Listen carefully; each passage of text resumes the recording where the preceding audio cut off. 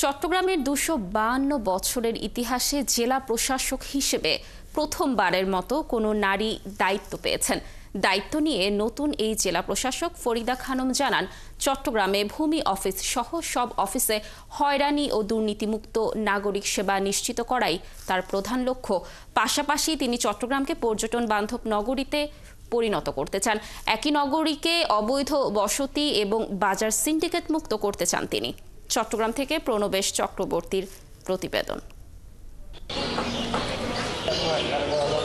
১৭৭২ সালে জেলা collector office প্রতিষ্ঠার পর ব্রিটিশ, পাকিস্তান ও বাংলাদেশ আমলে ১৯০ জন চট্টগ্রামের জেলা প্রশাসক হিসেবে দায়িত্ব পালন করলেও এর মধ্যে ছিলেন না কোনো নারী।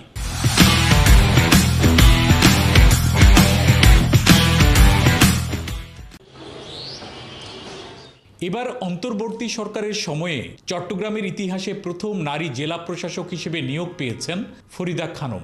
গুরুত্বপূর্ণ এই পদে দায়িত্ব পালনকে সৌভাগ্য হিসেবে দেখার পাশাপাশি চ্যালেঞ্জিং হিসেবেও দেখছেন তিনি। এটা অবশ্যই একটা সৌভাগ্যের বিষয় যে আপনার জনপ্রশাসন মন্ত্রণালয় সদস্য সরকার আমাকে চট্টগ্রামের মতো এরকম একটা বৃহত্তম এবং একটা ঐতিহাসিক জেলায় জেলা প্রশাসক হিসেবে পদায়ন করেছেন। এখানে যেমন গ্ল্যামার আছে, দায়িত্ব অনেক বেশি, ঝুঁকিও অনেক বেশি। ঈদের আগে দ্রব্যমূল্যের দাম নিয়ন্ত্রণে রাখতে বাজারকে সিন্ডিকেট ও মধ্যস্বত্বভোগীদের দৌরাত্ম্যমুক্ত রাখা ও পাহাড়ে অবৈধ বসতি সরানোর কাজকে চ্যালেঞ্জিং হিসেবে দেখছেন এই নারী জেলা প্রশাসক। মধ্যস্বত্বভোগী যাতে আবার মাথা চাড়া দিয়ে না উঠতে পারে, সেই জন্য আমরা খাতুনগঞ্জের যারা ব্যবসায়ী আছে, আমাদের মহানগরের ব্যবসায়ী সমিতির সঙ্গে আমরা কথা বলে যে প্রক্রিয়ায় দ্রব্যমূল্যের ঊর্ধ্বগতিকে আমরা নিয়ন্ত্রণে রাখতে পারবো, আমরা সেই ব্যবস্থাগুলি নিব।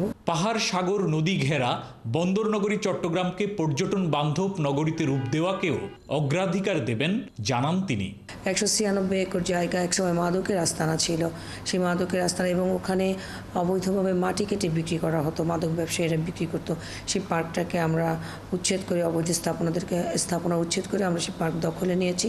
ভূমি অফিসগুলোতে অনিয়ম, অব্যবস্থাপনা দূর করে হয়রানিমুক্ত সেবা নিশ্চিত করে জেলা প্রশাসনকে জনগণের আস্থার জায়গায় নিয়ে যেতে চান ফরিদা। আমার জেলা প্রশাসনের টিমকে আমি বলেছি, অনুরোধ করেছি যে যাতে জনদুর্ভোগ না হয়, যারা সেবা নিতে আসে সেবা প্রত্যাশীরা যাতে সেবা গ্রহণ শেষে একটা স্যাটিসফাইড হয়ে এই আমাদের রুম থেকে বের হতে পারে বা এই অফিস ত্যাগ করতে পারে, সেই প্রচেষ্টা আমাদের জেলা প্রশাসনের সবার থাকবে। ঐতিহাসিক বন্দর শহর চট্টগ্রামের নারীদের শিক্ষা ও উন্নয়নও অগ্রাধিকার তালিকায় থাকবে জানান চট্টগ্রামের প্রথম নারী জেলা প্রশাসক।